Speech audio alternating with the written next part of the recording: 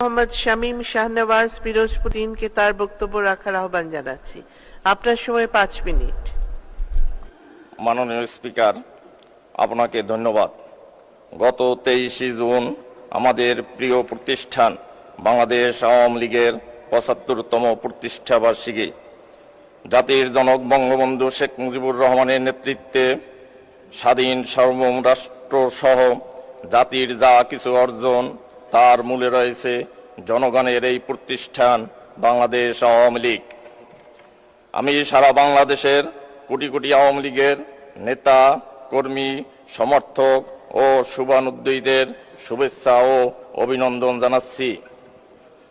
আমি গভীর শ্রদ্ধাভরে স্মরণ করছি সর্বকালের সর্বশ্রেষ্ঠ বাঙালি, শতাব্দীর মহানায়ক, আমাদের মহান নেতা, জাতির জনক বঙ্গবন্ধু শেখ মুজিবুর রহমানকে।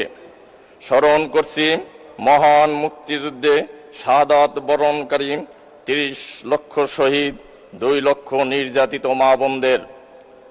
গভীর শ্রদ্ধাভরে স্মরণ করছি 1975 সালের 15ই আগস্ট ঘাতকের নির্মম বুলেটে নিহত বঙ্গবন্ধু পরিবারের সকল শহীদ সহ বাংলাদেশের গণতান্ত্রিক আন্দোলনে নিহত শহীদদের। মাননীয় স্পিকার, আমি প্রথমবারের মতো এই মহান জাতীয় সংসদে বাজেট বক্তব্য উপস্থাপন করছি।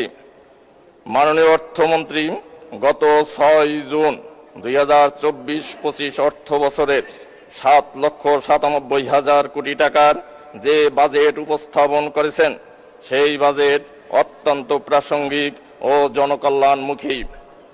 মাননীয় অর্থমন্ত্রীর 210 পৃষ্ঠার যে বাজেট উপস্থাপন করেছেন, সেই বাজেট বাংলাদেশের মানুষের ভাগ্য পরিবর্তনে গুরুত্বপূর্ণ ভূমিকা পালন করবে বলে আমি বিশ্বাস করি।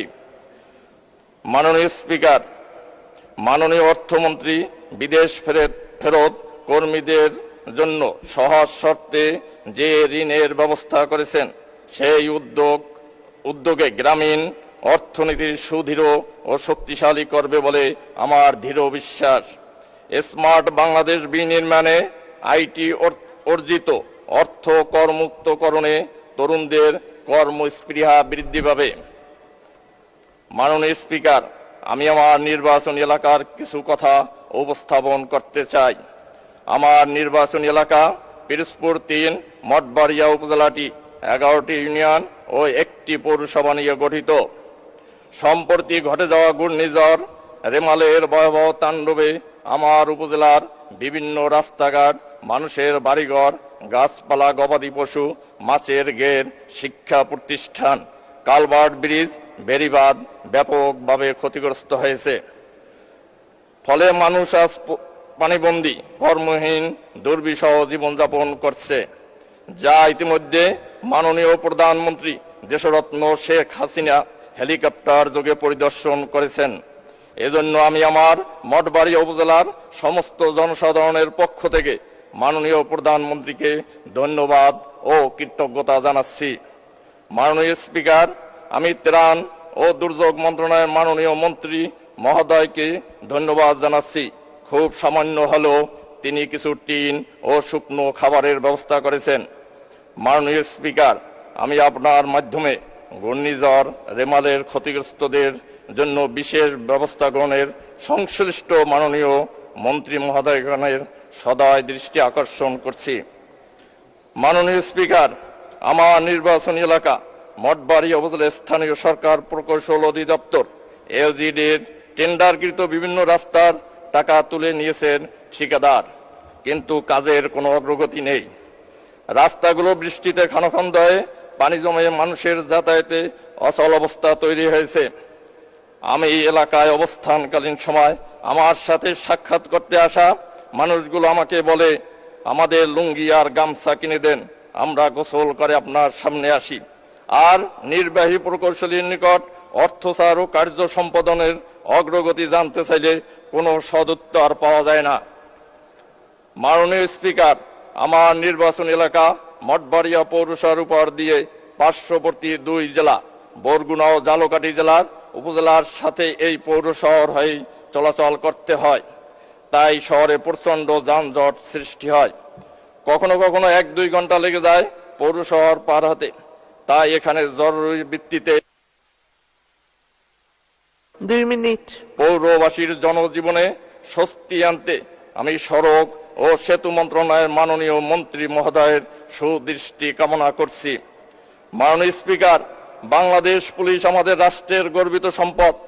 দেশ মাতৃকার প্রয়োজনে মহান মুক্তিযুদ্ধে প্রথম প্রতিরোধ গড়ে তুলেছিল বাংলাদেশ পুলিশ।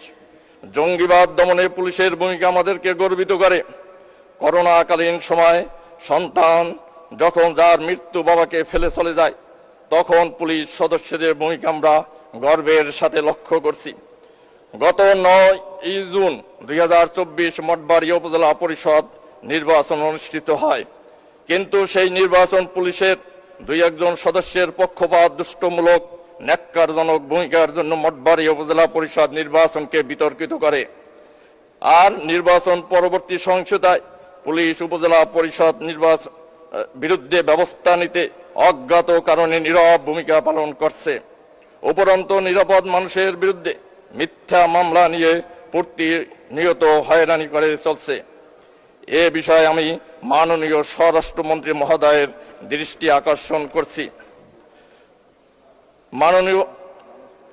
মাননীয় স্পিকার, আমার উপজেলার মাঝের চর নামক জায়গাকে পর্যটন এরিয়া হিসাবে ঘোষণা করতে বেসামরিক বিমান পরিবহন ও পর্যটন মন্ত্রণালয়ের মাননীয় মন্ত্রী মহোদয়ের দৃষ্টি আকর্ষণ করছি।